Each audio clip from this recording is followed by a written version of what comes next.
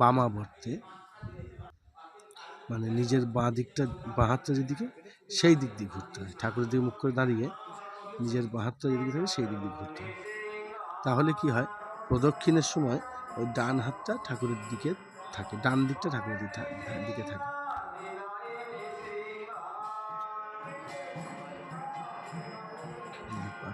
খুব ভালো লাগছে না?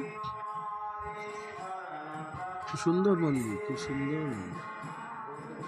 এই যে গরুর স্তম্ভ, গরু বসে আছে ভগবানের দিকে মুখ করে।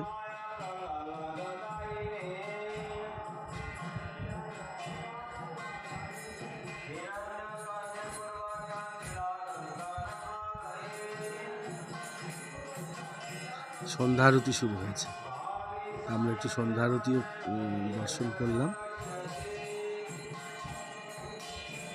তারপরে আমরা